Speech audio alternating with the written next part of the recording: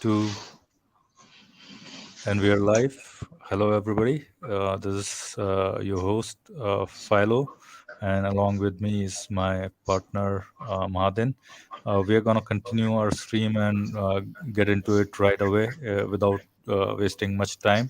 Uh, in part two, we covered up until uh, the uh, the rights of women, basically at about roughly at about 28-minute something mark, 50, 30 seconds or 40-second mark, right?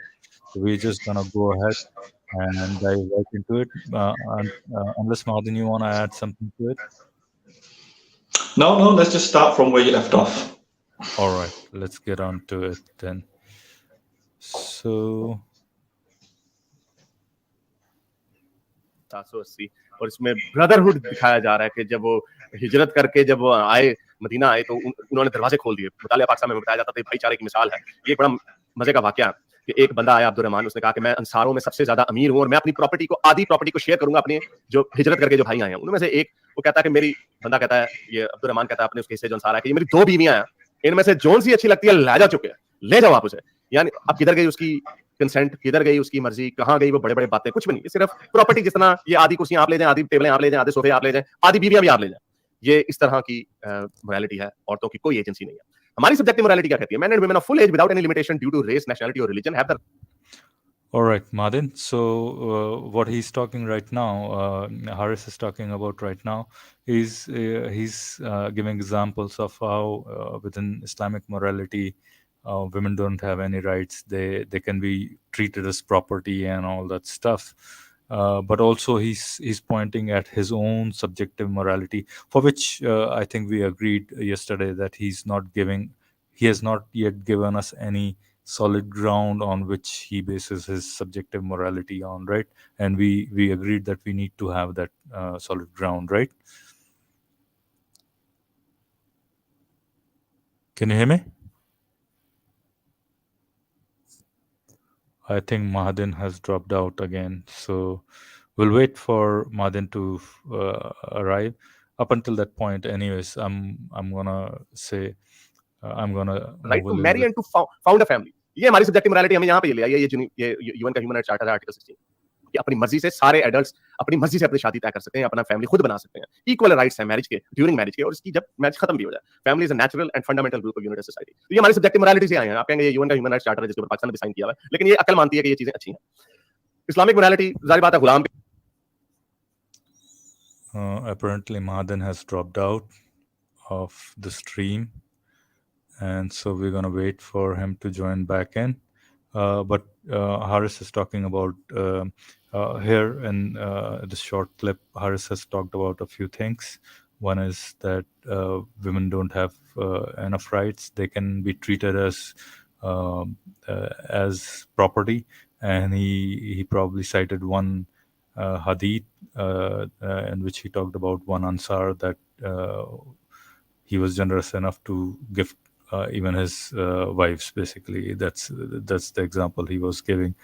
Whether that hadith is sahih or zaif or whatever, I think at this point that's not my point. But we're going to talk about the human rights charter that uh, that Harris is talking about, and human rights charter. He's correct that Pakistan and pretty much almost all the countries in the world have signed the human rights charter, except for two that I can think of. One is, I think, Somalia. Somalia has been uh, ridden with civil war, and also Somalia, as you know, is a Muslim country.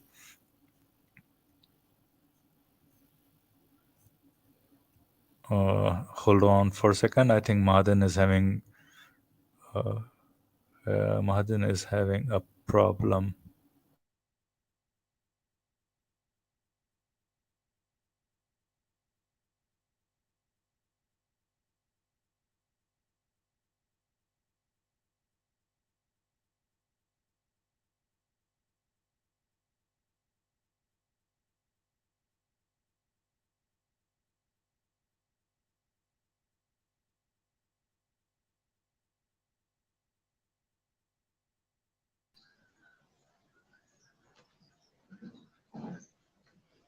All right, Madan is back. Madan, Hello. sorry, I couldn't see your thing Yeah. because it was hidden behind my, uh, icon bars basically, and that's what I was wondering. I couldn't see you, and you usually when you drop out, you just Yeah. joined. Were you there Yeah. already, or you just dropped out Yeah. to Yeah. join I back don't in? think I didn't even drop out. I don't. My screen changed all of a sudden, Yeah, and I I couldn't went see back, you. and I I came, but then I was backstage, and then I realized you're not seeing me, so I turned it off and came back again, and you still didn't see me until I messaged you. Yeah. All right. Yeah, yeah, So yeah. you may want Okay. to warn the audience if that happens again. I will try my best to come back. But if I have issues like I did last time, we may need to stop the stream early until we fix this technical issue. If this happens in a prolonging sense today, then I will probably have to take a hiatus and fix the technical issue before we return to do the streams because Yeah, it's yeah, becoming definitely. yeah. I think Yeah. yeah, your internet has been causing a few issues. I think Yeah. it's been a few days, few streams already, right? So Mm. maybe we'll do it and see how it goes. We can always we can always Mm. have you join back, but Yeah. it'll be better if we have it run in a smooth manner. Of But course. Yeah. anyways, let's get on to this. Okay, Yeah. Yeah. who's this guy? I'm not quite sure. Are you reading the comments? Yeah. Yeah. I'm gonna show these comments. I've seen this guy Wesley Curry too, Yeah. and he has messaged earlier as well. I'm just gonna ignore him because he doesn't make any sense to me. If he's speaking in code, yeah. If he, I'm not quite sure what to make of it. yeah. Sorry, mate, Wesley Curry. We're gonna ignore you. You're clearly not making any sense. If you have anything against us or for us, uh, make it clear so that we understand. If we are making any mistake, yes, please let us know. But so far, we can't understand what you mean here, to be honest. And so we're gonna move on with our stream. Mm. So Madan, what Harris is talking about here is he was earlier quoting a hadith in which one of the ansars for some reason was happy and giving away his property, and with Mm. his property he was giving away his uh, one wife as well. He had two wives, and he was giving away one of his wife as well.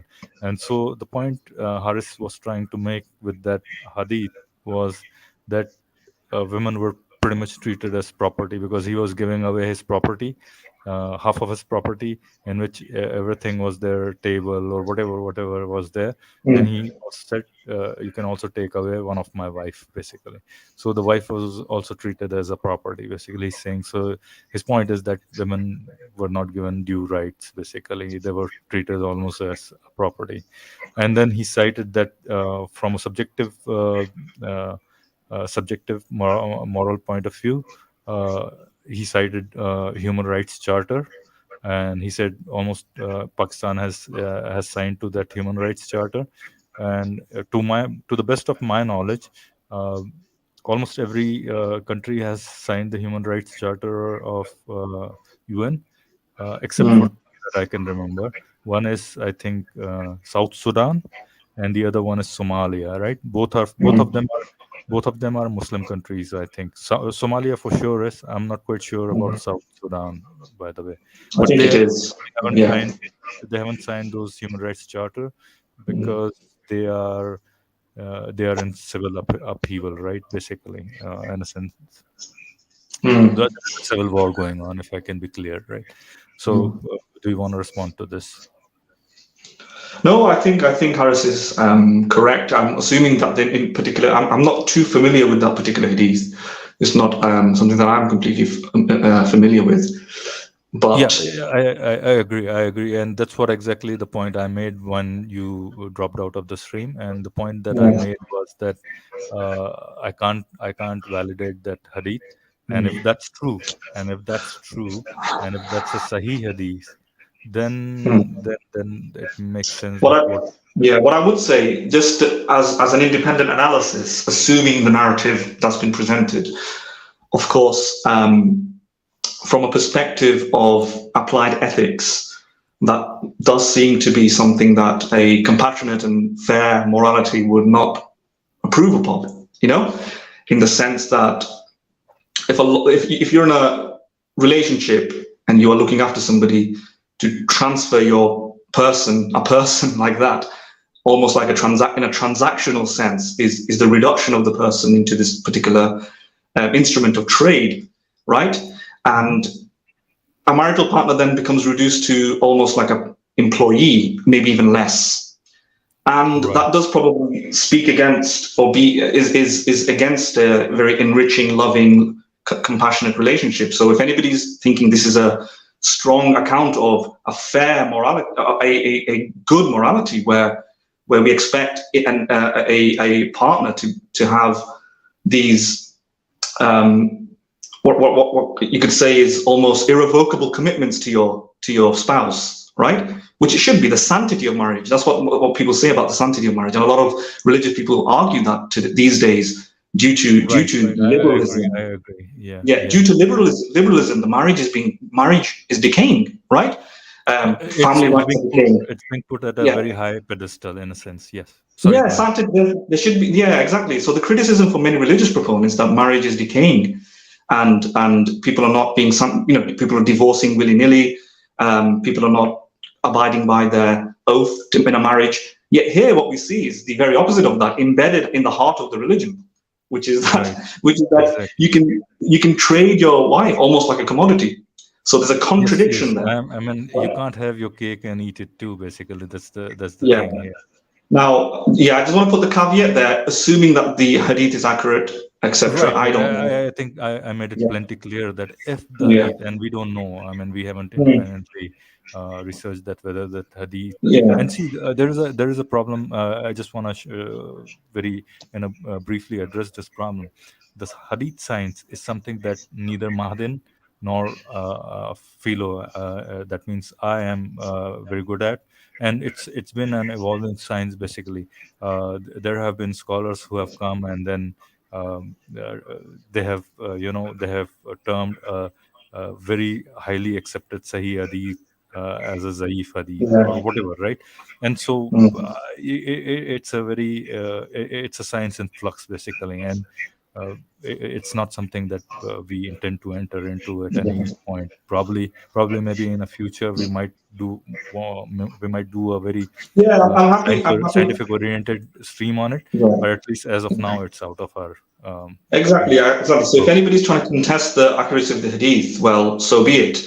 I'll let Harris Sultan defend that. I would rather be informed by that debate separately, but assuming that, I mean, could there be any particular, assuming the accuracy of the hadith, could there be any particular defenses that a proponent of Islam, a defender of Islam can make it? Well, they could make the argument that maybe these are marital relationships that are similar to employment relationships, and just like you can trade an employee, for example, just like a soccer player or a football player, you can trade them during, a contractual, when the contract expires, he may go to a different football team or something like that. They can make these kind of cheap arguments like that.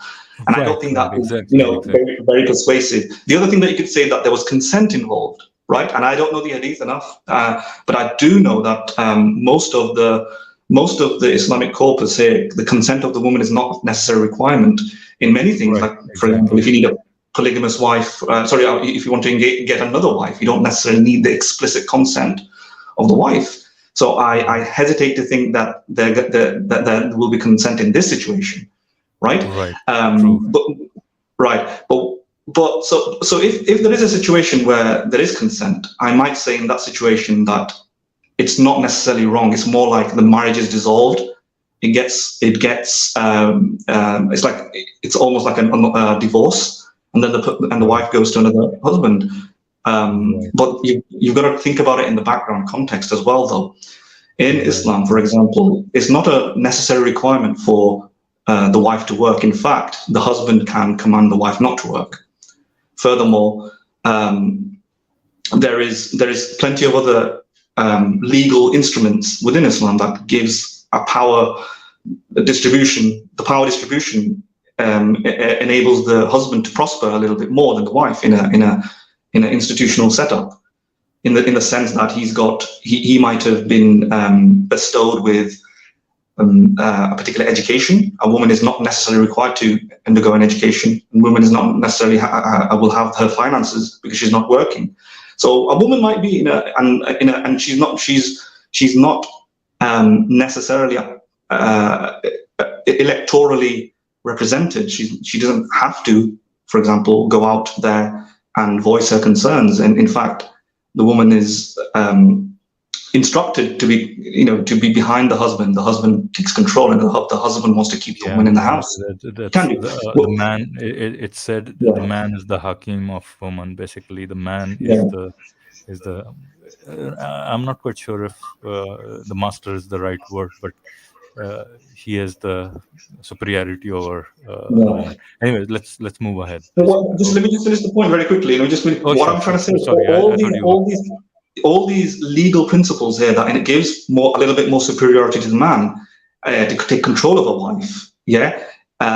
Creates a situation where even if he legally obtains the consent of the wife in order to conduct this transaction, right? Because of the power difference, the power gap, the power differential, it's not probably the most informed sense of consent. There might be a bit of coercion involved, right? Yeah, it's an implicit coercion, not explicit coercion. Yes. I can't be 100% clear, convinced 100% about that, because it depends on how much consent, if there's any regulation surrounding that consent. But I would be surprised if there is.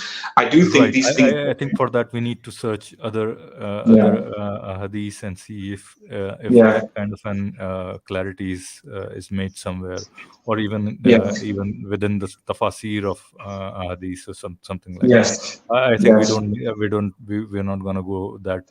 I'll leave it there for now. We'll leave it for that for now. Okay, let's move on then. Okay. के बदले गुलाम, ये एक problem है, अल्लाह मियां ने फिर अपना mind change कर दिया कि गुलाम की कोई एजेंसी नहीं है।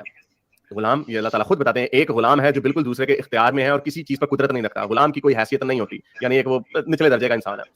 तो by the way, Madin, do you have anything to talk with regards to the Human Rights Charter? What do you just want to clarify something to our audience, that Human Rights Charter has been one of the very thoughtful documents that's been written down, and almost all the countries agreed to it. I'm not quite sure when was it written, 1952 or something like that. I'm not quite sure. Yeah, something I can't remember the exact date myself, but post-war, mainly post-Second World War, I think, or maybe slightly before that as well. But there were various other conventions before that as well, just floating around. But you want me to say something about that? Yeah, in terms of the legality of the principle, it depends on each domestic nation's constitution, right? So I only know primarily about the UK constitution, and in terms of the UN Human Rights Charter, the Universal Declaration of Human Rights, they have no legal effect in the United Kingdom unless domestic domestic law is created in order to mirror and reflect the human rights in that particular charter. What we do have in the United Kingdom is the European Convention of Human Rights, which has been through the through the Human Rights Act 1998 been incorporated within the jurisdiction of the UK.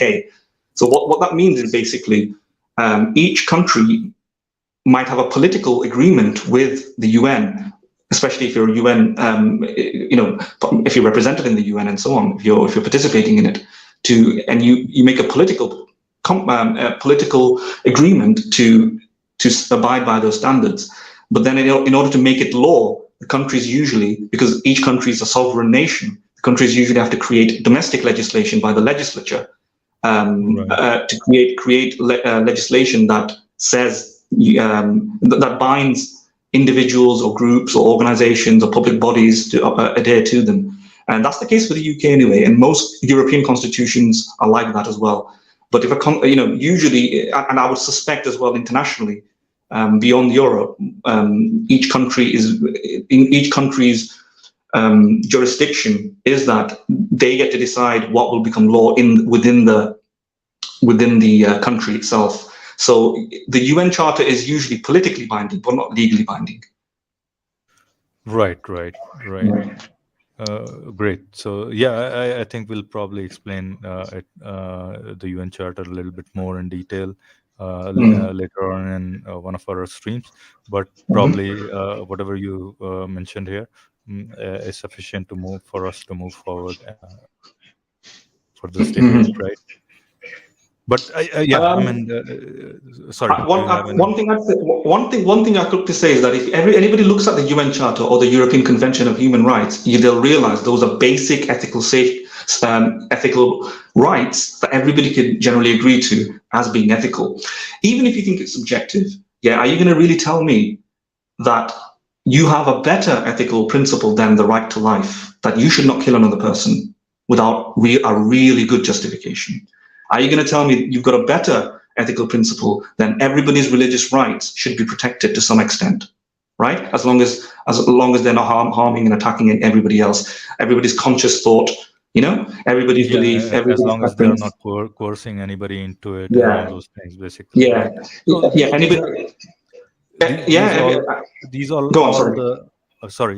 the points within those are very reasonable. I mean, you can reach to on those conclusion, or not conclusion, rather a consensus on those points on the basis of pure rationality. So I don't think there's anything very. Basically, if somebody says they've got a better moral code, I'd like to hear it. What sort of moral code do you have better that says, your right should be to life, basic dignity to have protection over your body and not be killed by another person for no reason at all?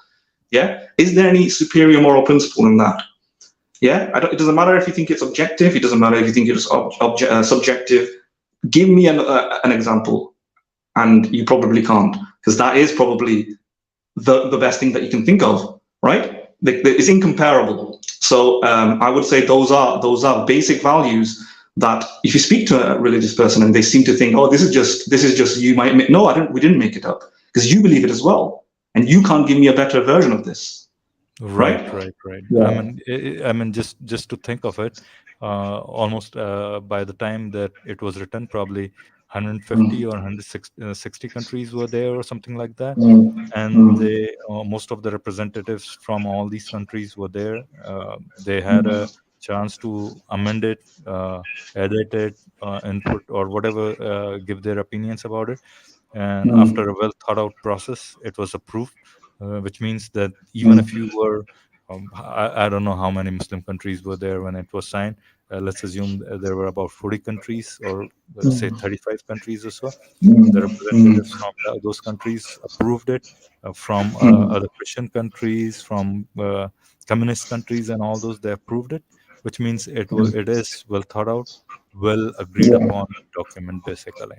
Nobody can deny that. Nobody can deny exactly. that. I'd also add that the way these act, they are pretty much, they seem very, very objective, right? Now, the thing is, my personal view is that I can have a somewhat sort of objective morality. I've not made the case yet for it. So that could be for a later stream. I think I've given hints about it already. But what these kind of human right things, human right principles are, is it is like a neutral, non-specific, non-arbitrary projection into the sky of a right that everybody has to abide by. It's not one or two people's preferences. It's not one group's interests. It's not one ethnicity's opinion. right? Right. These are It is in a sense democratically most of the time. I mean, I can't speak for all the countries that yeah. were represented there, but most of these Mm. countries were had these representatives democratically elected, Yeah. which means Well, yeah. that. Sorry, go ahead. So go on. Finish what you're saying. No, so I'm saying that these representatives were not just a few people, but they were voicing for their own people in a sense. So you can say this is Yeah. very much the wishes they were conveying, the wishes of Yeah, their yeah, but own what I people don't in a want to sense. do, I don't want to give the impression that this is just, agreed upon through popular opinion, right? The truth of that your right to life, that thou shalt not kill another person unless there's a good, strong reason, right?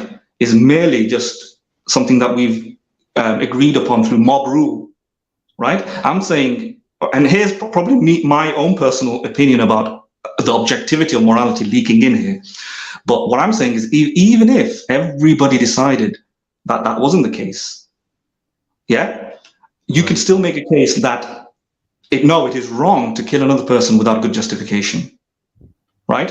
Because it's like a analytical truth. And if you remember, we talked about analytical truths, like you can't have a married bachelor. I do think that, as many philosophers, by the way, more than 70% of moral philosophers, ethical philosophers, are objectivists, right? And moreover, they're deontologists, right? A lot of people do think that. So a lot of experts in the area do think this. What I'm saying is that, irrespective of opinions and preferences and mob rule, and you can use reason to find out that a moral person won't kill another person and not kill another innocent person for no reason, because that is a contradiction in terms, right? A moral person does not act like that. That is analytical truth. Just I think anyway. This is my argument, and some philosophers' arguments as well. It's like trying to say that there's a square triangle or a married bachelor. To say that a moral person will kill an innocent person for no reason and he's moral at the same time is like saying a square is a triangle at the same time. It can't happen. Right. Yeah, True. maybe that's a controversial account. Maybe I can defend it or not. I think I can defend it. It's like an analytical truth. Right. So I'm saying, even if the Nazis conquered the world and just erased human rights, the truth of that can't be erased, right? Right. If one person like me, I'm still alive in this Nazi-dominated country, I can explain it through an analytical, with my analytical reasoning, that a moral person doing that is a contradiction. Yeah, even if the Right. Nazis have I brainwashed think everyone. this Yeah. sorry, I'm Yeah. gonna interrupt you. This objection is raised pretty much all the time when you go to a religious person's channel, and they are gonna ask you this question: what if Nazis had won, right? And this, Yeah. I think we need to cover that topic at some point as well in detail, probably what you just mentioned. But Yeah. okay, Madin, I'm just gonna stop you and give a shout Sure. out to Rustam Shah. Rustam Shah is a friend of mine. He's here. I think I'm seeing him for the first time. Rustam bhai, shall we just finish this review within 10 minutes and then take you in for the conversation? Are you okay? If you are okay, just give me a post a comment, right? We're gonna finish this. We are just about to finish this review of this opening statement by Harris Sultan. And so then after that, we'll have a conversation. You haven't talked to Madin as well. I'm pretty sure you're going to love talking to him. So hold on, just 5-10 more minutes. Shall we, Madin, get on to the review again? Yes, go for it. Right. गुलाम चलें, ये तो अल्लाह मियां ने अपना mind बदल दिया बाद में. पहले अल्लाह मियां ने कहा गुलाम के बदले गुलाम, अगर मैंने आपको गुलाम मार दिया तो आप बदले में आके मेरे गुलाम को मार दे. मेरा गुलाम कहेगा भाई मेरा क्या कसूर है भाई, इसने जिसने कत्ल किया उसको पकड़. लेकिन अल्लाह मियां ने चूंकि अपना माइंड बदल दिया उसके बाद, क्योंकि अल्लाह मियां ने कहा कि वो मेरी गलती हो गई, वो मैंने तौरात के लोगों को ये हुक्म लिख दिया था, लेकिन अब कत्ल के बदले कत्ल किया. तो ये मोरालिटी, ये so much for objective morality की मोरालिटी चेंज होती जाती है. ये गुलामों की पिटाई भी होती थी, यानी उनको physical punishment. So now Madin, Harris is talking about slavery. Right, and slavery is something, one topic that I thought, I don't know how much you got it. So killing a slave for a slave was permitted at that time. That's what Harris is saying, which is wrong. Slave has no right. Master could physically punish a slave, and so basically this is the same. I mean, you can see how these religions within this particular area, which is the Arabian Peninsula, Syria, Levant, whatever that in the 7th century was. All the information was coming from around Jerusalem, Syria, and all those places, Jordan, and what was there? Biblical concept of slavery. So a large part of this concept of slavery has trickled down from Bible, right? Wouldn't you agree to that? And probably it was tweaked about so much that it could fit into the society of those Bedouin Arab tribes, basically, right? Yeah. And exactly. so Yeah. all these things, I don't know. I mean, I wouldn't claim that I have read Bible from all the books of Bible, but from whatever I have read, whatever little I have read, you could see that these killing of a slave for a slave, exactly what you find in Old Testament. Then slaves have no rights. Master could physically punish a slave. Again, you can find that in Old Testament. And again, you have to free him or her if you beat him her without any reason. Again, you can find that in Old Testament and all those things, right? And yeah, if I'm wrong, somebody should come comment it, and then I'll correct myself if I'm misspeaking over here. So these are fair points again. दी जाती थी और इसीलिए ये दूसरी पहले भी हदीस को Let me ask you this question. I mean, it is clear that there are some denials of these things within the Islamic community. Some of the newer apologists, they claim that Islam does not condone slavery. In fact, Islam is the one that slowly got rid of slavery, and with these passages that you have to free a slave if you can, and all those things. What do you see over here? Do you think that's the case, or say that? Can you just say that last part again? Sorry, Islam doesn't. What I was saying is, some of these New Age apologists, they claim that Islam is the one that kind of slowly got rid of slavery.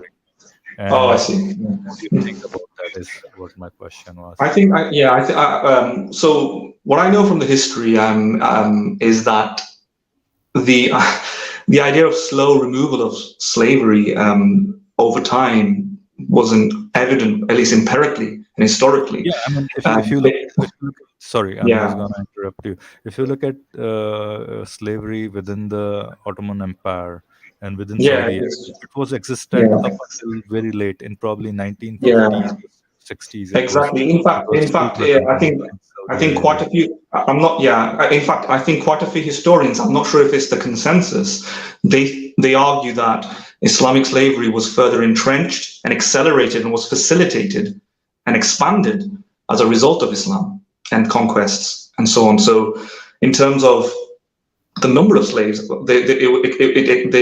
exponentially increased under the Islamic empire, imperial conquest, and so on. Are we getting a comment here?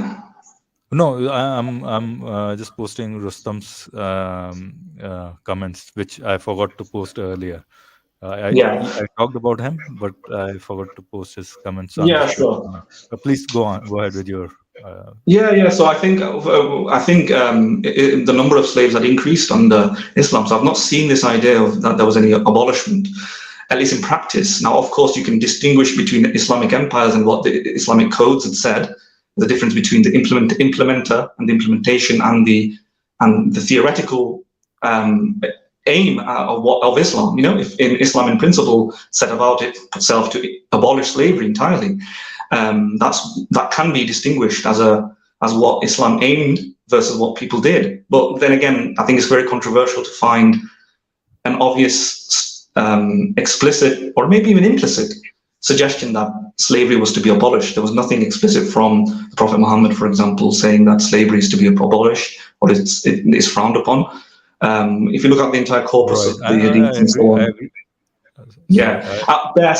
at best, you could make an argument that if some of the slaves wanted to be freed, and they paid the particular, I think since the ancient Sumerians, there was this kind of ability to write up a contract, a freedom contract. I forgot what it's called now, and you're able to then leave as long as you pay a particular amount, and then you can go. But even that is controversial within Islam, because there's instances in the hadiths. Again, don't quote me on it. I might be wrong about this, but I do remember researching this many years back.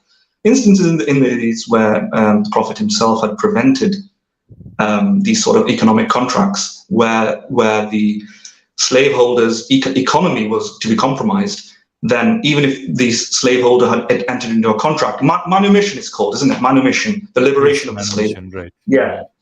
Even if the slaveholder got into a contract with the slave, it can be interrupted and cancelled. The contract can be dissolved in the event that there's a outweighing economic interest. Furthermore, there's lots of indications that it wasn't even necessary or obligatory. I know a lot of modern Muslim proponents want to say that it was obligatory if they wanted to enter manumission, that they must enter manumission. But that's very controversial. It's not very clear cut at all, as far as I recall. But I will have to go. Martin, I just want to clarify one point here, though, that when we talk about Islamic slavery or slavery within Islam, it doesn't have to be confused with the transatlantic slavery that was happening, which was much more brutal in a sense, I would say, right? Yeah. So that distinction has to be still made, but at the same time, we are not giving a free pass to Islamic slavery, because it was still bad. It was still bad, but probably not as bad as I mean, if slaves were created, I mean, the argument is that slaves were created through war booty, and as a result, there were people who could not find a means to survive, and therefore they had to be taken on and contained within the house and so on. But you got to use Occam's razor here, right? Is this merely a act of welfare, or is this a form of, or is this continuing already a pre-existing notion of the slave trade that already existed during the Arab, around that time, right? Is it really just this compassionate idea that I'm going to kill the some armed soldiers, etc., and then take the spoils of war, including the people that are left behind, or is it really, or is and this is Occam's razor, an application of Occam's razor is to appeal to the simplest explanation, or is this just what was happening at the time, where people entered into conquests and the war booty were taken as almost like possessions, and then they became slaves? If they really wanted to be compassionate, it would have been interwoven into the corpus, the legal legal texts of Islam, that, for example, soon as possible, put them in an orphanage. Soon as possible, build a prison. Soon as possible, or something like that, right? Instead, they were. I mean, if you want to become the role model for the future, for all times to come, I mean, these are the minimum things you could do. Build an orphanage. And this would be explicit. Innovative ideas, right? This would be explicit, right? This would be explicit. It would be explicit in the Hadith and the Quran that because orphans exist at the time. Yes, even if it's not in the Hadith, if you are getting a divine command, it should come to you. I mean, you shouldn't, whether you, I mean, you should have a physical structure like that. There's an orphanage that was built in 7th century. It still stands still. It's a proof that we really cared about the slaves, basically, right? Because so if it was for welfare reasons, it's a bit odd that people were bought and then transferred and sold, and families were separated and children were enslaved, and it doesn't. The theory of welfare doesn't fit the facts, right? Exactly. Because Yeah, the theory of welfare on Occam's razor is weaker than the theory of that this was just a perpetuation and continuation of slavery, not welfare. It's not, yeah, right? Because people were traded in like commodities and whipped, and they had less rights, and they couldn't convert and do this or that, or they were not full humans. They were, I know they were raised to some extent to more of a human status, but they're not full humans. So unlike the Geneva Convention, for example, where prisoners of wars are full humans and they're kept in their own little areas and they don't need to work and so on, and they should be repatriated as soon as possible. There's nothing like that in the Islamic foundations. And look, it's meant to be timeless morality, and therefore there should be an explicit code that at least over time. I know this is the 7th century, but once you enter the 15th century, at least then you should repatriate civilians of war. Well, no, they're still kept and traded, and you can even possess them as sex slaves and so on. So it doesn't sound like that's the next part that we are going to talk about. So shall we move forward with the video? Yeah, go for it. You're done. You're done, or you want to add something more to it? No, no, that's fine. Just one little quick point I want to add to this. That see, there is an injunction to stop drinking alcohol within that 23 period. Exactly. Time. Why can't the same thing be done to slavery? Right? I mean, you had plenty of time. If you couldn't stop it at once with one commandment, you still had 23 years to have it stopped, right? Yeah. It could have said, for example, this is wrong, plainly wrong, and we're just doing it for now. But as soon as we get the opportunity, we need to treat them like civilians of war. One, we should repatriate them with their families as soon as possible, etc. And that would have stood the test of time, even if in the 7th, 8th, and 9th century that wasn't possible, because you might have revenge killings and retaliations. You could have done it eventually. I mean, God would have foreseen that eventually going into the 20th century, you could do those things. Repatriations were possible, but nothing was written like that. So Occam's razor appeals to the simplest explanation. Is this a real welfare rationale behind it? Is there a welfare rationale behind it? Is this just acting like an orphanage? Is this meant to act as a replacement for an orphanage system, even though an orphanage system had existed back then? Yeah, why are they being held in captive to individual homes owned by individual people? Well, or is this actually just slavery? Well, it's slavery. It's not an orphanage system. Yeah. Right. Yeah. All right. Let's move on to this then again. Okay. उसमें और भी है कि अपनी बीवियों को ऐसे ना मारो जैसे तुम लौंडियों को मारते हो। लौंडियां इंसान नहीं है। मारो बीवी को भी मारो, लेकिन ऐसे ना मारो जैसे अपनी लौंडियों को मारते हो।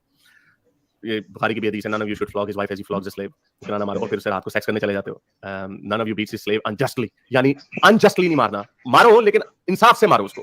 ये ऐसा हक कोई किसी को किसी आजकल के मुआशरे में नहीं दिया जाता कि अगर उसने गलती की है तो चिपड़े उसको करा दो. कोई नहीं ये कहता, क्योंकि ये मोरालिटी है, ये रसूल अल्लाह ने कायनात के बनाने वाले ने ऑब्जेक्टिव मोरालिटी हमें दी है.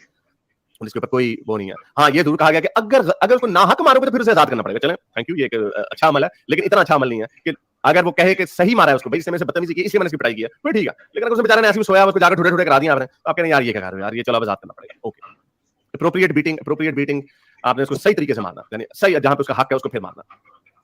एक बड़ा कहा जाता है कि जी गुलामों से अच्छा ट्रीट करो, ये बड़ी मशहूर हदीस है कि खुद खाओ वही खिलाओ, जो पहनो वही पहनाओ, जो ओढ़ो वही उड़ाओ वगैरह वगैरह. तो लोग बड़े खुश होते हैं, हाँ देखो यार इंसान इंसाफ की बात की. ये सारी सब्जेक्टिव चीजें, जो बातें जब दिल में जो आया तब कह दिया, जब नहीं आया तो छोड़ बदल दिया. उसका सबूत मैं आपको दिखाता हूँ कि ये औरत पाक मुस्लिम औरत के लिए क्या कानून कुरान में हुक्म है. नूर में हुक्म है, चौथी आयत है कि जो लोग पाक दामन औरतों पर जना की तोहमत लगाएं, फिर वो ना ला सकें 4 गवाह, तो ऐसे लोगों को लगाओ 80 कोड़े ताकि वो दोबारा हरकत ना करें. और ये हमें पता है, आयत का भाई हज़रत आयशा के ऊपर जब गलतकारी का इल्जाम लगा था तो उसके डिफेंस में, हालांकि हज़रत मोहम्मद हर चीज 3 में करते हैं, यहाँ पर उन्होंने. All right, Madin. So what Harris is talking about here is that same standard is not applied on the slaves as on Muslim women, basically. And he's saying that 4 witnesses are required for an accusation of zina, basically, or zina is adultery, right? So 4 witnesses are required for that. And then if that accusation is proved, 80 lashes are to be given to to the accused, basically, right? Or to the guilty, rather, not accused, basically. At that point, the accused becomes the guilty, basically, right? But same standard is not applied to the slave, because once an accusation is made on a slave that you have done adultery, you are not required any witnesses. The slave owner can go ahead and beat, or whoever the authorities can give 80 lashes, basically. So that's the point Harris is making. Where he's getting all his references from, I'm not quite sure. But assuming that these references are taken from Sahih Hadith, then that doesn't make any sense. That doesn't seem like that's the equal treatment to your slaves and to your. I think some of the resolution of this debate will be about factual matters, right? Whether the hadith is true or not, because I think the ethical reasoning here is too easy for the anti-Islamic side to squash any sort of defense, because I think a intelligent Muslim will probably be trying to find probably sheer disbelief and embarrassment and humiliation, trying to find grounds to explain that no, slaves were treated equally like humans, because that is one of the most popular defenses of slavery, that Muhammad had raised the status of the slave to a human being. However, as I know, that he did to some extent and to some extent not.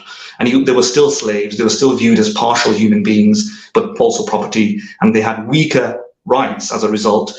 And this was not against merely combatants, enemy combatants. These were war booty. They were like wives of combatants, the children of combatants. And if the child or the wife had been, the wife has been accused of zina, right? Mm-hmm. Then yeah, they have less of a right compared to anybody else in Islam, and that's an inequality. Now, what justification have you got to just explain this inequality? I would like to hear like a good argument why a slave would be less in terms of the rights. Yeah. Are they inherently bad people? Are they subhuman? Their human value, basically. Yeah. Are they cognitively incapable? Is it racism? Yeah. I mean, it does create a terrible outlook. Is it? What is it? And I can't see any sort of real justification. I mean, what could they say that slaves were more likely to what? Sometimes I'm going to interject you for a second. Go ahead. Sometimes this argument is given that you are still in a slave. So this is a very weak argument. I mean, I sometimes it's laughable argument, but I'm going to still pose it in front of you. Sometimes this argument is given that, hey, you are still a slave of your own employee, basically, or employer rather. So you being an employee in a company, and you are a slave of your company. But there is a marked difference, because you still have your role. You can quit your job at any moment in time. Yes. You're not being given your salary. You can go to approach any court and bring your company on sue in a court of law and all those things. Yeah, the last time I checked, nobody tried to kill me and take my wife. No employer tried to kill me and take my wife, as war booty. Right. Yeah. Exactly. I mean, there's so many problems with this argument. This is a weak argument. I mean, you won't get this argument from a serious scholar, basically. Yeah. Exactly. No employer has killed me or my father and took my sister and sold her to another employer. It just never happened. Last time I checked. Right. What else? Last time I checked, if I accuse my employer, there's an employment tribunal. It's the same sort of rights, and having protections through human rights conventions and so on, and there's labor laws trying to make transparent the disclosure of evidence and the recording of evidence, and academics are genuinely trying to figure out how to empower the employee and raise them to a level where they have more and more rights, and we're moving in that dimension, right? We've got another comment, by the way. Okay, I don't see that. Yeah. No, this Said Bhai, I think this Said Bhai's comment I'm highlighting. He's here already. We'll talk to him, but let's finish this. Let's finish this quickly, and any remaining points we might cover it in later streams, maybe. Right? Yeah. I mean, just one more point. If you make the argument that we are slaves to our employer. That is a very like Marxist argument, right? But there's, like you said, there's a world of difference. I mean, there might not be perfect economic freedom. There might not be perfect employer-employee relationship where the employee has extreme power and over the employer. We're not talking about perfection. We're talking about how far can we go to empower the employee. You know, Exactly, he can, exactly. So we can develop codes and laws and norms so that they can leave the work properly, like you said, so that the contract is reasonable and protects his dignity. Right. We are So not that he's talking about the absolute freedom, but we are talking about a degree of freedom that is agreed upon by both relative and freedom. is comfortable. Yes. It's not How about far can we absolute. How Yes, far can we go to empower an employee? And it seems though Islamic slavery is far from the ideal, and therefore it's nowhere the same. It's just a terrible argument. It's not something that people give 2 minutes of thought to, right? I mean, I've never heard these arguments be taken no, but seriously these by any arguments are still academic. made. These arguments are Yeah. still made. I mean, Well, that's what I've that's worked what in. I'm saying. No serious apologist is gonna bring this argument to you and say that okay. Yeah, and no If serious people if since they're there quibbling about it. right, You know, right. we don't pull our hair out thinking, "Oh no, this is a strong argument." It's kind of shameful, the Yeah, argument, the strength of the argument. Yeah. it's laughable, to be quite honest. Anyway, let's move on, right? Mhm. 4 गुसा दी क्योंकि उन्हें पता था 3 लोग गवाही दे रहे थे हज़रत आयशा की बदकारी के ऊपर, तो उन्होंने कहा 4 गुसा दो। अच्छा चलें, अच्छी बात है, 4 गवाह लाओ, इससे औरतें महफूज होती हैं। लेकिन आप समझेंगे यही एक्सटेंशन होगी गुलामों लोंडियों के ऊपर भी, लेकिन ऐसा नहीं हुआ। क्यों? हारिस भाई, आई एम सो सॉरी। मशहूर कहते हैं पहली कौमें इसलिए तबाह हो गई क्योंकि उनके एक कमजोर के लिए एक कानून, ताकतवर के लिए एक कानून, बड़ा लोग पॉपुलराइज करते हैं, इसको बड़ा पॉपुलर होता है ये, लेकिन हकीकत में क्या है, नॉन मुस्लिम्स के लिए दूसरा, ये बुखारी की हदीस है, नॉन मुस्लिम के लिए म्याना दूसरा इम्तियाजी सलूक ही है। फॉर एग्जांपल, किसास रखी गई है मुसलमानों के लिए, अगर मुसलमान का कत्ल करते हैं उसके बदले कत्ल होगा या माफी हो जाएगी, लेकिन आप समझेंगे यही फिर नॉन मुस्लिम के लिए भी होगा, लेकिन ऐसा नहीं है, नॉन मुस्लिम के लिए ऐसा नहीं है। ये बुखारी की हदीस है, इसके ऊपर इजमा है कि अगर कोई काफिर मुसलमान का कत्ल कर दे तो उसकी गर्दन उड़ाई जा सकती है, लेकिन अगर मुसलमान किसी काफिर का कत्ल कर दे तो उसकी गर्दन नहीं उड़ाई जा सकती। A Muslim should not be killed for killing a kafir. ऐसा कभी भी नहीं हो सकता, चाहे होता हो या ना हो, लेकिन इंसाफ में बदले में उनको क्या दिया, उनको आखिरत पर टरखा दिया। हज़रत मोहम्मद ने कहा कि अगर किसी मुसलमान ने किसी नॉन मुस्लिम का कत्ल कर दिया जिससे मुआहदा हुआ है, तो उसको जन्नत की खुशबू तक नहीं आएगी। Okay, so just to give you a brief idea about what's being talked about. So Harris is now talking about the different laws for Muslims versus non-Muslims. And one of the points, he made a few points over here, and he brought in hadith as well. It seems that it's a Sahih hadith. So he's talking about qisas basically, and I'm pretty sure you know what that means. It's a retaliation basically in kind, basically eye for an eye, if you want to call it that way, right? Yeah. So if a non-Muslim kills a Muslim, then non-Muslim can be killed. But when a Muslim kills a non-Muslim, then Muslim cannot be killed basically. And this is the law of the land basically. This is not talking about what's going to happen in the afterlife basically. I mean, whoever the God is, he can always condemn that Muslim to hell for some time. And there are also differences.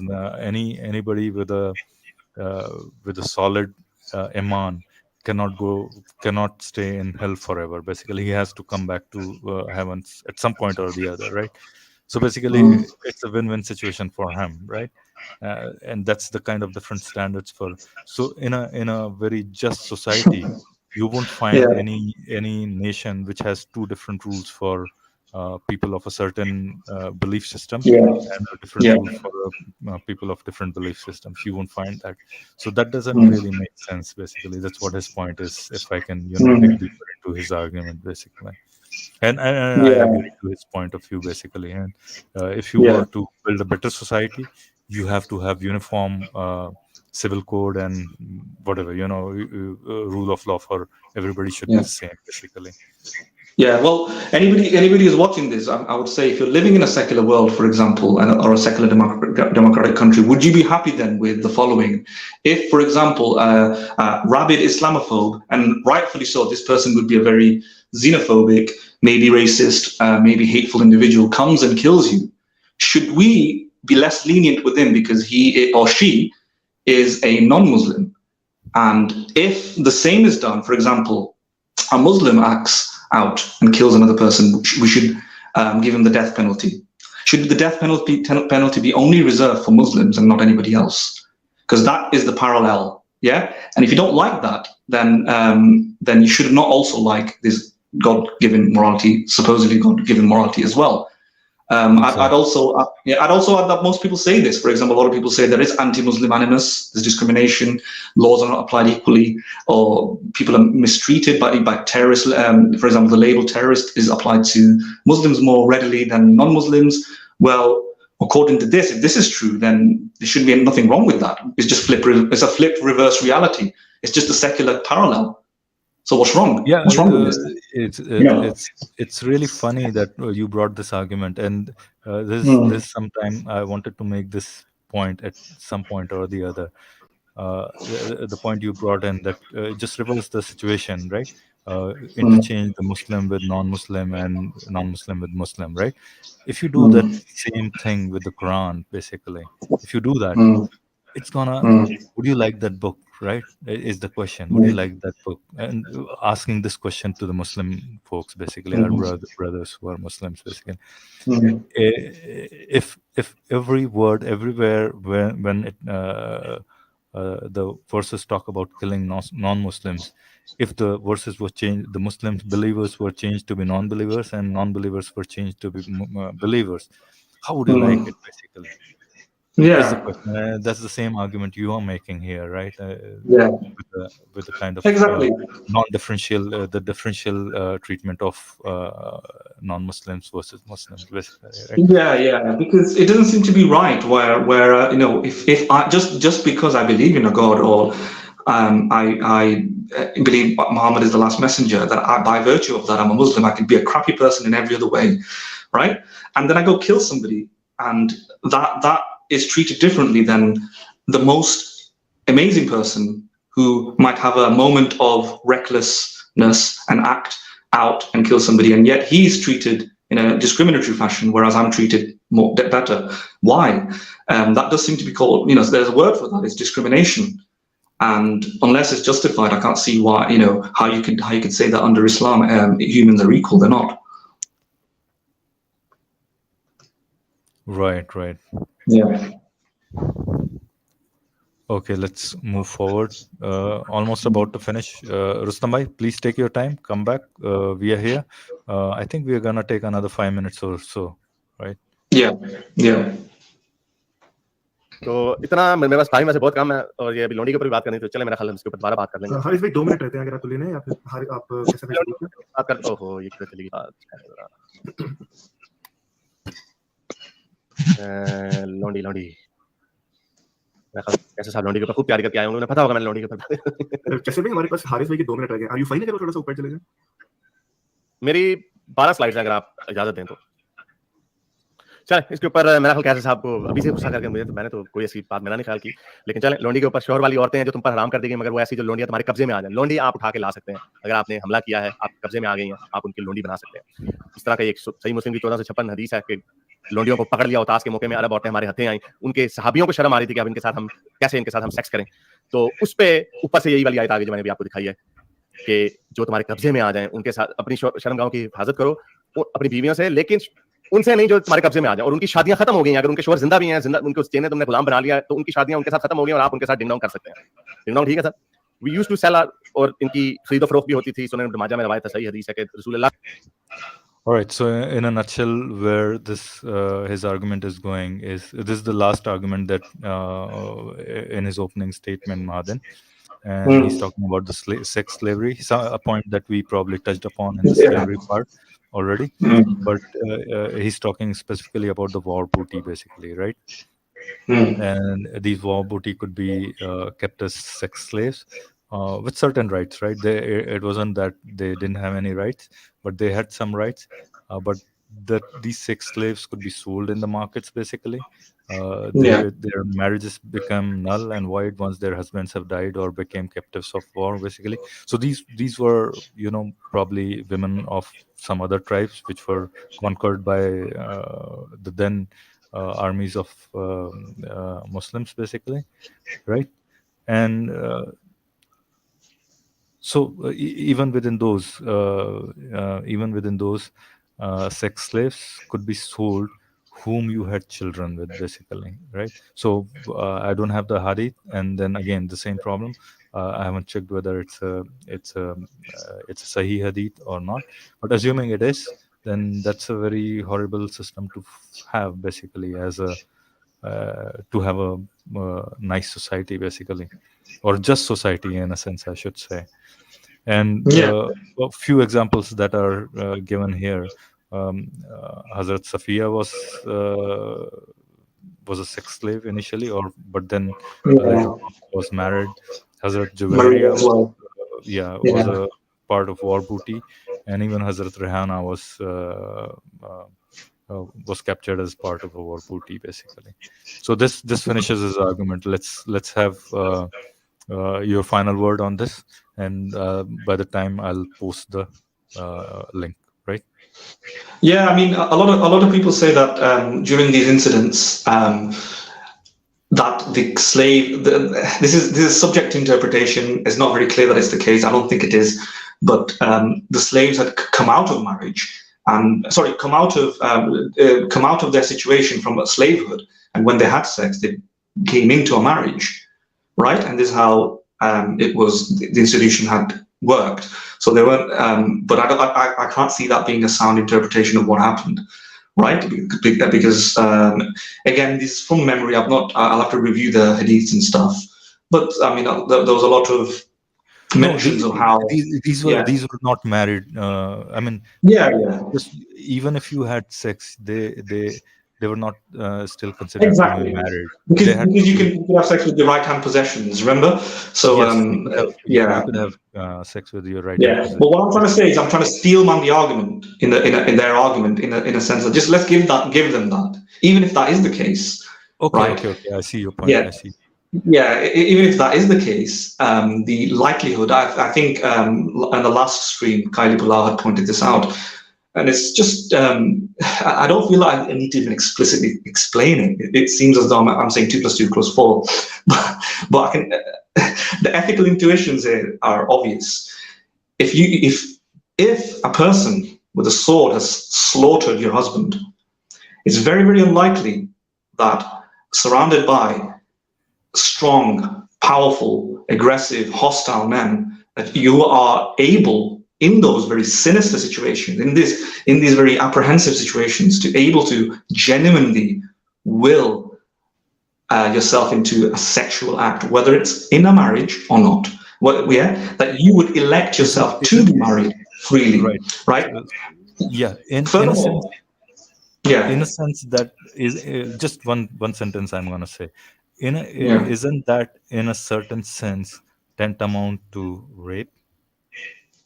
Yes, it would be. Yeah, even amongst most jurisdictions today. I know in the United Kingdom, for example, if somebody is in poverty, for example, and you say, "I'll give you £1 if you have sex with me," right? Yes. And especially if there's like a life and death situation going on, survival situation, that consent that you achieve from the person who agrees to have sex for £1, it's considered rape under the law. There's case law on this. I forgot the case law, to be honest. I can look that up if anybody wants to know. There's case law on that. What the point is, when another person exploits the desperate situation of another, right? The consent is not freely given. The consent is freely given where there's enough power, enough resources, enough information, enough strength to disagree, to leave the situation. That's when consent is the most morally sound. But in situations of desperacy, it moves from mere acceptance. Like, I'm not saying every form of acceptance to a sexual act is necessarily non-consensual. Even the criminal law in the UK doesn't recognize every single regrettable act of sexual intercourse as rape, right? It doesn't recognize that. But in very, very, very, very extreme situations, for example, if you're a prisoner in prison, for example, the prison guard can't have sex with a prisoner unless he can show such grounds. Unless he can show such grounds that this prisoner was in a different sort of situation, but the general principle is it's illegal, right? In these particular situations that we're talking about, I would say, first of all, that is, at the very minimum, there is no obvious proof that there was free consent given. Consent Now, that was doesn't given. necessarily mean that there wasn't. That doesn't mean that there wasn't, but at least there's no proof. The burden of proof is on the Islamic proponent to demonstrate that there was full sense of consent. And at the very minimum, they should be skeptical, right? The second thing I'd say that it's highly, highly unlikely there was, right?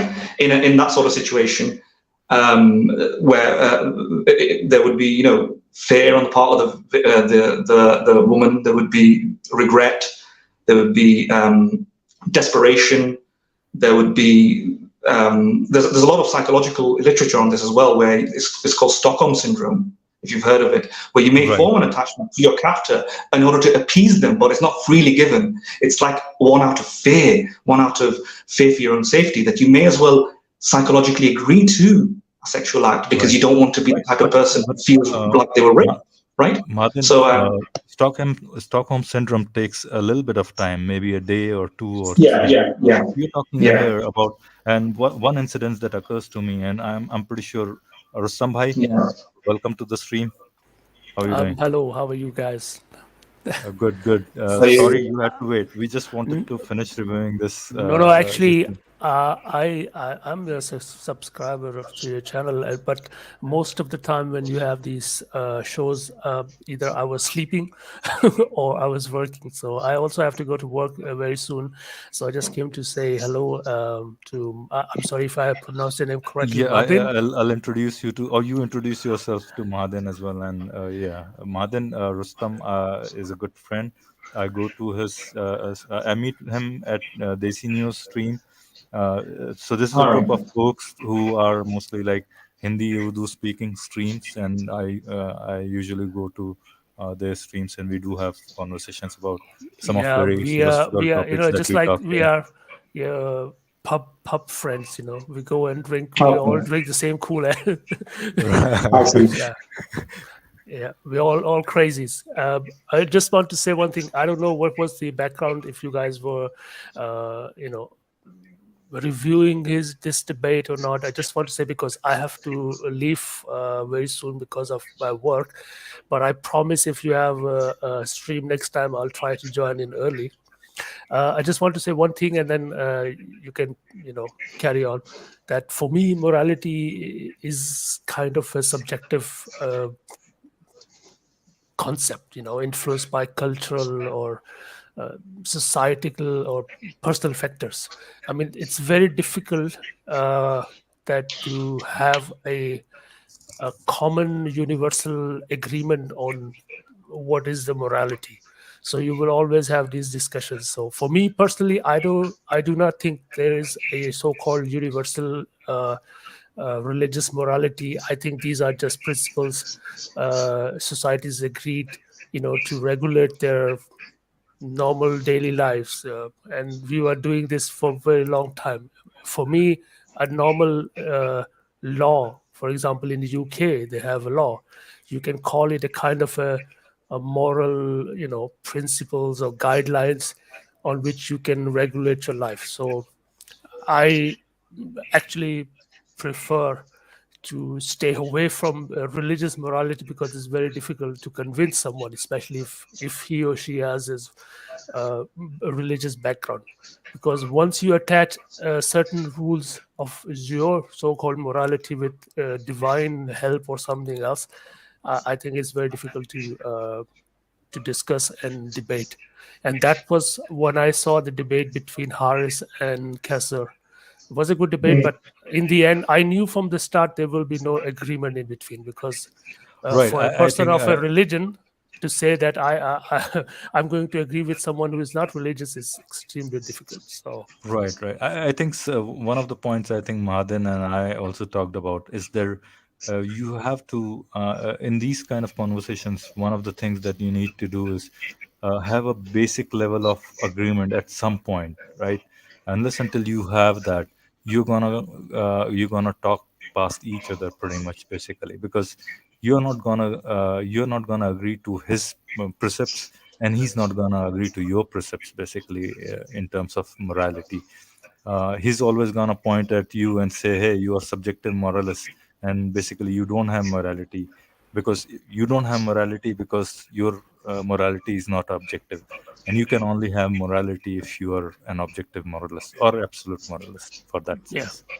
Right, so Same. that's kind of a you just can't move past that in terms Yeah, of those it's kind of moral debates. beliefs are often deeply, ingrained and tied to personal identities, making it difficult to change or find common ground. Exactly like you said. Right, I've but Mahadin talked about these things, and I think Mahadin is we're going to talk about how we can come to. Mahadin said he has he is still a subjective moralist, but he has an opinion about certain objective morality that can be.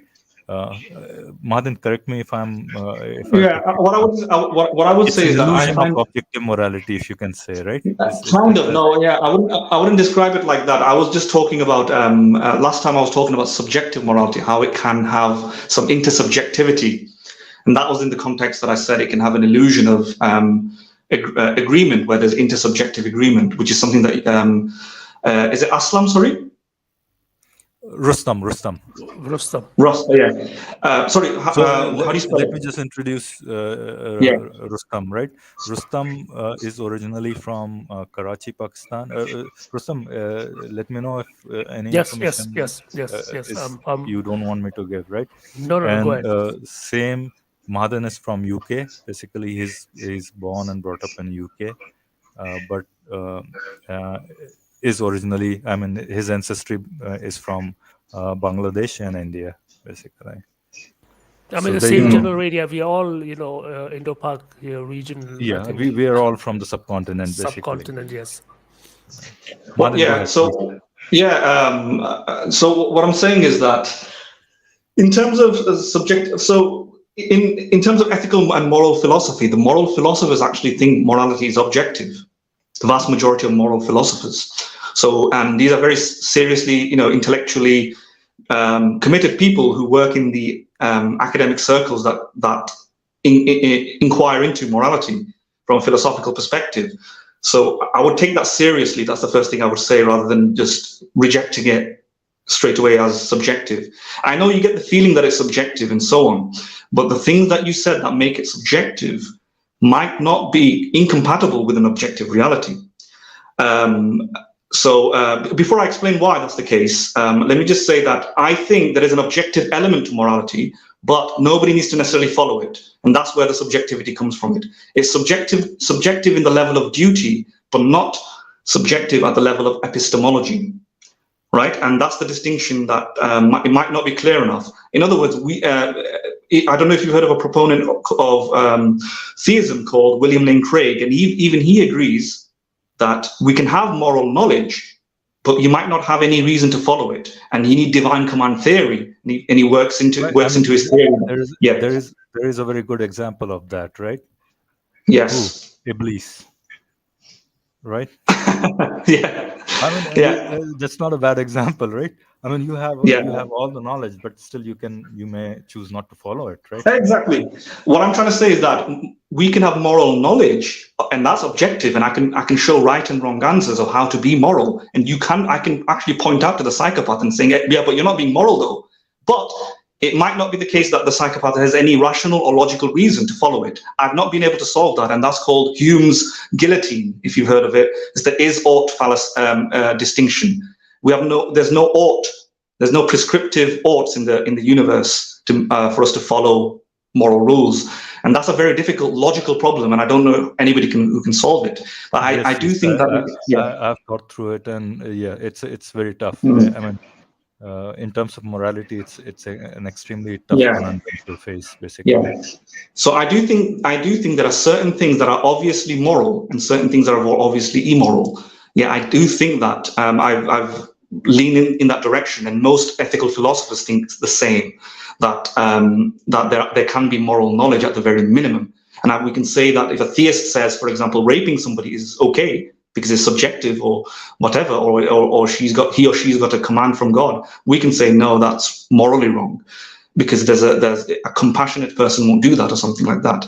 It might be the case that he doesn't want to be a compassionate person. That's where it's subjective. It might be the case that he doesn't want to follow compassion. Fine, I can't prove to him that he has to follow it. But it doesn't follow just by not following it that he's rendered a rape as a moral act. He can't do that. That's the knowledge part. And in terms of everything else that you've said, right, that people can disagree and we can never get an agreement and so on. You can also do that about non-moral knowledge, and it's called robust realism.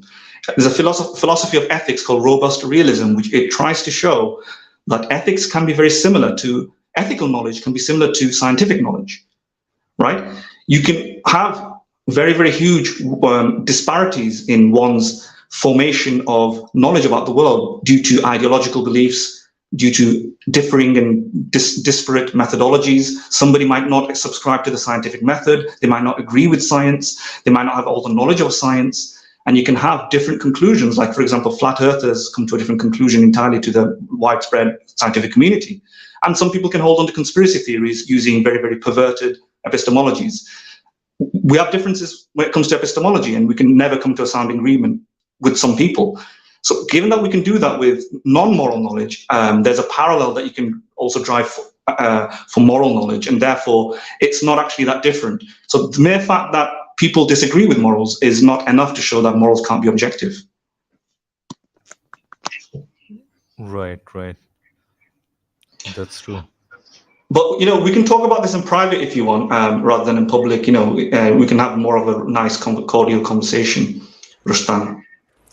Yes, of course. I do have some, I would not say issues, but I do have some points where I can say that I have difficulty agreeing with that position. But unfortunately, like I said, we can do this in the next session. I just came last minute. I didn't know that you guys were online.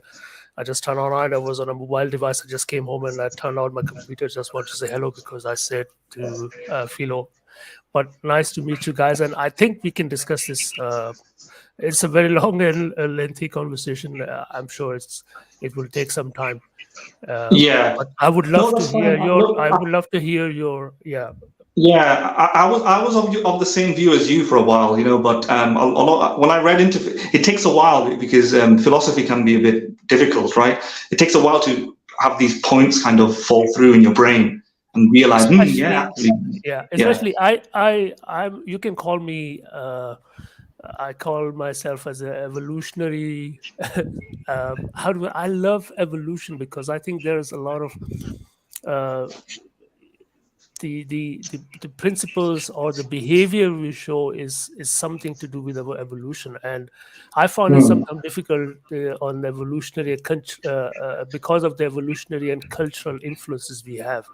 That many aspects of human morality can be explained. I just want to go back to the thing I have, which I can trust, or at least I have some evidence to back it up, and that is human evolution, because I can go back and see, okay, what human evolution was doing with my psychology as a human being, and what is the effect on the society in general as a principle. So from that perspective, I have sometimes issues with this objective morality thing. But like I said, it's a lengthy and difficult and long conversation, and I would love to have this maybe an appropriate time next time. But sure. Nice to meet you, Madin and Philo. Thank you for having me. Rustam bhai. Yes. Rustam bhai, one more thing, Madin, I would like to tell you. Rustam has written a fantasy novel, and Rustam bhai, agar aapke paas link ho, if you have the link, yes, I can give you a link. I'll post it on this, and let Madin know as well if he's interested. Yeah, sure, sir. Send me a link. I'd be very interested. Just give me one moment. I think this morality, this topic is pretty interesting. I'm pretty sure we're gonna have many more streams on this topic. I think so. We're gonna talk about it further. So far, we have only covered the opening statement by Harris in reviewing this debate. So we probably still have quite a bit of ground to cover in terms of this review of this debate between Harris Sultan and Qaiser Ahmed Raja. So Mahadan, next time when we do, we're gonna be doing Qaiser Ahmed Raja's opening statement. That probably, I'm not quite sure how long that's gonna take. After that, it's gonna be probably the rebuttals. Uh, I'm pretty sure. I think I remember you said that it's gonna be more interesting to see and listen to the rebuttals and maybe Yes. debunk Yeah. those rebuttals if possible, right? Or that's where the meat of the conversation is going to be, in a sense, be represented as in their thought process is going to be revealed pretty much in terms of these some of these moral issues, right? So I'm not quite sure how that part is going to go, but once we listen, probably will be much more in tune of how to respond to it or see who made a mistake or not, basically. Yeah, sure. Yeah. That would be interesting. Yeah. Is there any questions that you have, Rustam? No, actually, I just want to say I just put my link in the private chat. It's Yeah. just, Yeah, I saw that. it's a science fiction novel. I don't know if you like science fiction or not, but it's kind of a soft science fiction novel. If you Are have you a interest. writer then? Are you a professional writer or? Well, you can say that a professional, but I used to write when I was a child. I wrote small and short stories, and then I got busy in life, and then I said, okay, I'll leave it. But I just came Rustam back bhai, again. Yes. Rustam bhai, sorry interrupting. Is this gonna be the link? Something short or something? Yeah, well, no, actually, what I was trying, for some reason, Amazon is not working. But if just in case, if somebody wants to look, it's if you go on Amazon website, you can just search my name, Shall I try Rustam to Shah. open it and see? If I don't know if it's not working on my computer. Maybe there's something wrong with this. Let me try and see if I can. But open no, you can. I cannot say that I'm a professional writer. I just write just for for myself. Sometimes I have these stories in my head, and I just want to put them on a paper or. Sure. Okay. Yeah, I'll look into that. I'll be sure to look into that next time we talk. I'll probably have read some of it. And Philo Saib, I apologize. I have to leave. I have to go to work. But sure, not a problem. I hope I will this. see you next time, guys. Yeah, All right. Yes, definitely. You have a nice day. You have a nice day. Thank you. Yeah. Take care. Take care. Bye-bye. Bye. All right, Madan. So our review is done. Nice talking to Rustam as well. I'm pretty sure one of these days, when you have a free time, we'll go to one of these streams where we talk about all these subjects as well. I'm pretty sure that you like those conversations that we have.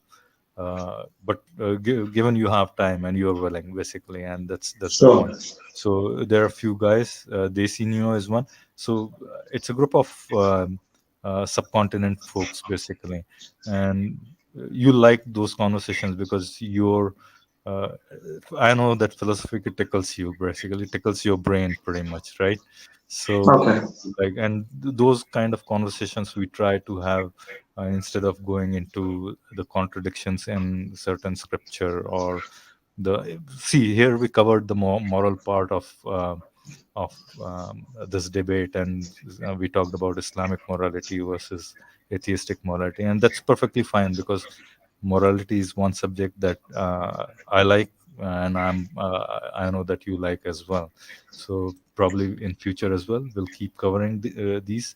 But again, those deeper philosophical subjects, I'm pretty sure we'll enjoy with talking to Rustam, Desi Neo, Pak Punjabi, and all these other guys when we meet on their streams, basically. So one of these those times, probably if you want, you can join as well. I'll let you know when I'm going there. So if you have free time, you can join as well. Yeah. Let me know in advance so I can have a head start and know exactly what to do. And I'll definitely look into it. Right. And in terms of this review, I think we finished the opening statement by Harris Sultan. Do you have anything more to add to what we already spoke about? So I'll just give you a nutshell of what we covered from his opening statement. Otherwise, if you don't have any point, we can just plain and simple close the stream. But I'll just give a brief summary. Harsh Sultan's opening statement was pretty much built upon this Islamic morality, which he considered that is not in tune with 21st century, basically. So he brought in child marriages. He brought in rights of women in Islam, basically, wife beating, child marriages, no consent for women. Women are half-witted. Women have half power, half witness power as compared to men. Their portion in property is half that of a man, and all these problems, which are kind of in a very bird's eye view perspective, you can say that these are women don't have enough rights in Islam. Basically, that's his point of view in a nutshell, basically. And he briefly gave his own moral grounding on, I think, libertarian grounds, basically John Locke's or John Stuart Mill's harm principle and all those things, basically. But that was only so brief that we couldn't pretty much perceive it. And my thought when I spoke to Khayali Pulav in the last stream was that I think we have one more person here who wants to. Okay, Flavin. Hello, how are you? Can you hear us? Flavil.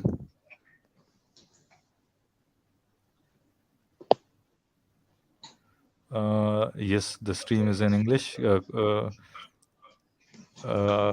भाई आपको मेरी आवाज सुनाई दे रही है, फ्लाइविल?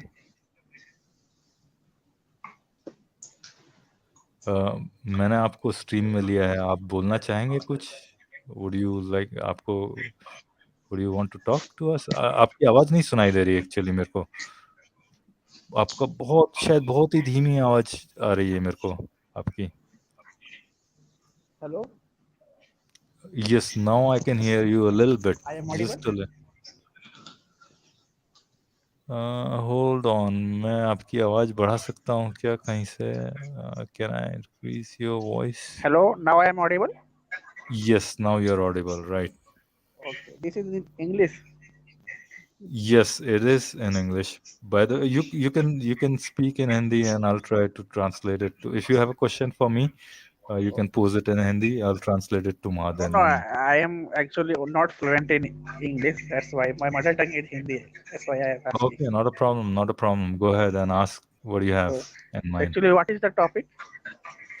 So, आपने वो एक हारिस सुल्तान करके ये है पाकिस्तानी एथियस्ट है, आपने उसकी डिबेट देखी है कैसर अहमद राजा साहब के साथ?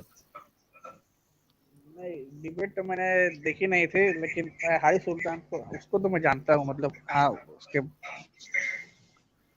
तो ये हमारी जो स्ट्रीम थी, ये स्ट्रीम में हम वो डिबेट को रिव्यू कर रहे थे और देख रहे थे कि लॉजिकल पॉइंट ऑफ व्यू से कौन सही बैठता है, कौन किसने कहाँ गलती की. बेसिकली हमारा ये इंटेंशन है कि हम न्यूट्रली इस डिबेट को रिव्यू करें और देखें कौन कहाँ गलती कर रहा है. बेसिकली अगर किसी भी चीज की आपको अंडरस्टैंडिंग करना है तो आपका सबसे बड़ा वेपन क्या है? लॉजिक रहता है, राइट? अगर कहीं कोई लॉजिकल मिस्टेक कर रहा है तो आप उसको कह सकते हो कि इसकी आर्गुमेंट गलत है, राइट? नहीं, ऐसा तो नहीं है. ये तो हम लोगों ने वैसे रूल्स बनाया है ना. हमारे सोसाइटी ने रूल बनाया है. ऐसा थोड़ी कि लॉजिक पे हर चीज होती है. नहीं तो और किस तरह से आप किसी चीज को असेस कर सकते हो? Flywheel. Flywheel. What question did you have when you came? Why did you come on the stream? Did you have a question? If you didn't know the topic. Madhan, I'll explain. I'll explain. He wants to know what we are talking about. I told him we are reviewing a debate, and then I said that how we are trying to be as neutral in judging the debaters whether they made any mistake or not. So I made a point that if their arguments don't seem logical, then we term it as a bad argument, basically. And Flywheel's point is, why is it a bad argument if it's illogical? And I say, and that's the point that I'm saying, that it's a tautologically. Well, Philo, this is ironic because that's exactly what I was talking about just to your friend. Remember? Right. Somebody can deny exactly. Now we have this. This is precisely. It's like God sent Flywheel to exemplify my point. Right, you know. Right. Well, Flywheel, क्या बोलिए please बोलिए. नहीं, मैं बोल रहा था हम लोग किसी के इन्फ्लुएंस होने का क्या जरूरत है कि हम क्यों किसी चीज को जज करें? Why do we need judge anything? नहीं, जज किस लिए करना? So Madin, the question Flywheel is asking, why should we judge anything? And आप इंग्लिश में बोलूंगा, आपको समझेगा Flywheel की हिंदी में बोलूंगा? I understand in English, but I Flywheel. also. Flywheel. Okay, Flywheel. 1 minute. All right, I understand. Flywheel. What religion are you from? Religion, my. No, Sorry? I don't consider from any religion. Actually मुझे इसमें आना ही नहीं है. मैं इसको लेता ही नहीं हूँ seriously. Oh, you don't consider religion to be a huge thing. You don't believe in any religion. आप religion में नहीं विश्वास रखते हैं? No, I don't think we need a religion. Okay, Flywheel. Yeah. Let's say if you are a mathematics teacher and somebody came along and said a triangle has 4 sides, is he wrong or right? My answer is, why do we need to discuss on triangle first? No, I mean, if you're a mathematics teacher, you want to impart sound information so that my friend who's made the mistake is educated, right? No, I understand your topic, but the thing is, why we bound ourselves in certain rules and regulation? Why we need to? Yes, why we need to understand the triangle first of all? So that the society is livable, basically. If you are not bound by any rules and regulations, you will be living in a chaos, right? So आप गाड़ी चलाते हो, ठीक है ना? आप गाड़ी चलाते हो तो ट्रैफिक के रूल्स फॉलो करते हो, right?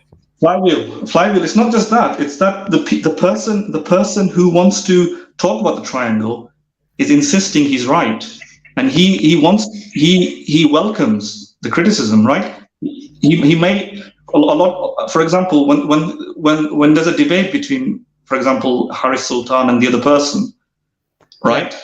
They are welcoming judgment. So I'm not sure what your point is. When a student goes to a mathematical teacher, they're welcoming a judgment, right? Yes, I understand what you are saying, but my question is before the question you asked, that why we require these things. This is unnatural, I think. Flywheel, let me try to understand what you're saying. आप क्या कह रहे हो कि हमारा review करना, हमें क्यों रिव्यू करना चाहिए, या आप ये कह रहे हो कि रिलीजन क्यों होना चाहिए? क्या आप कह रहे हो? एक बार क्लैरिफाई कर दो. नहीं, मैं जो कह रहा हूँ, हम ह्यूमन ने रूल्स और रेगुलेशन सेट किए हैं, उसके अंदर अपने को खेलना है ना. तो मैं बोल रहा हूँ, रूल्स और रेगुलेशन सेट करने की जरूरत ही नहीं है. नहीं, किसको जरूरत नहीं है? मैं नहीं समझा. मैं फिर से क्लैरिफाई कीजिए, किसको जरूरत नहीं है रूल्स एंड रेगुलेशन सेट करने की? किसी भी चीज के लिए. So Madin is saying for anything there shouldn't be any rules and regulation. Why should you? But हम ये जो डिबेट का रिव्यू कर रहे हैं, ये गलत कर रहे हैं या सही कर रहे हैं? Flywheel. Actually, I don't have opinion on this. Neither negative nor positive. Flywheel, do you have a job? Yes. Do you follow rules and regulations? Because I am influenced by my company. That's why. Okay, there you go. But We you are are not influenced by influenced by your society, society. religion, people. You're Exactly, not and we need influenced by to. society. Yeah. If you have a car accident, do you have a dialogue with the person? Yeah. You influence him. He makes an argument. You make an argument. Who was right? Who was wrong? The car hit you, or did you hit the car or the other car? Am I right? No, this is our biological. If our biological body is damaged, then maybe I influence that I want to live. That's why I go to doctor. Or again, the process is going on. Sorry, Yeah, I didn't understand that. he's saying he wants to live basically, and that's his primary thing, and that's why he goes to doctor and all those things. But that's the same thing. You want to live, and society is a big part that helps you live, right? You understand Yeah. that? आपको ये समझ में आता है कि society जो है वो आपको हेल्प करती है बेहतरी से रहने के लिए, राइट? Why तो do we आप need इसीलिए better? इसीलिए सोसाइटी के रूल से रहेंगे। आप अपनी कंपनी के रूल्स एंड रेगुलेशन क्यों फॉलो करते हो? क्योंकि कंपनी आपको उसके बदले में पैसा देती है और पैसे से आप जो है वो जिंदा रहते Flywheel, look, Flywheel, look what you have done. You've come over here and asked us, why are we following, why are we doing anything? But why are you coming here to ask us, why are we doing anything? What's the point? By your own logic, you shouldn't do this. Are we wrong? Yes. If we're wrong, if we're wrong, No, because then you're saying that it's he's particularly not saying Madan. He's particularly not saying that we are wrong, but his point is that why should anybody follow any rules? But that's where I'm not understanding him properly. Flywheel, I think Flywheel, you need to clarify. आपको अपना point बहुत अच्छे से clear करना चाहिए. किस चीज के लिए रूल्स एंड रेगुलेशंस नहीं होना चाहिए? मेरे को आप थोड़ा सा क्लेरिफाई करोगे अपना पॉइंट ऑफ व्यू को? actually we humans want to survive, and then after survival, then we want to thrive. This is right. Yeah. Actually, so this is our society look. But I don't think we need this thing of things. I think we should free from all, and whatever human want they can do. Actually, this is my point. So आपको मालूम है आप जैसे लोगों को क्या बोलते हैं फिलोसफी में? नाहिलिस्ट बोलते हैं आप जैसे लोगों को. निहिलिस्ट कहते हैं आप जैसे लोगों को. Maybe. Did you get what he's talking? Kind of. Maybe he is a nihilist. Do you deny human value though? Do you deny that there is a value to your life? Human value come our existence. If we don't exist, we don't require human values. That's the point. You don't? Sorry, say it again. I'm just finding it difficult to fully understand. He's saying if you don't exist, no, you don't have any human value, and if you do exist, you require human value. But आपने कोई information नहीं दी. ये तो tautology हो गई. This becomes a tautology basically. No. My question is, Flywheel. First of all, do you exist, Flywheel? In respective to you, yes, I exist. In reality, all right. Do you find value in your life? Yes, because I live in certain society. That's why. Right. Okay. So now we reach somewhere, right? Now we are talking about society, right? So now because you live in a society, you think you have to respect the society as well, or not? Or at least abide by not harming the society. Is that your duty or not? Maybe or may not be. Okay. And why it is not your duty that you should not? Why should you not care about the society?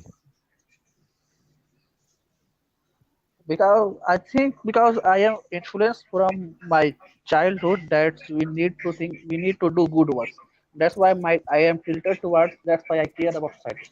But I don't think we need to care about these things. We actually, our problem is because we exist. That's why our problem is exist.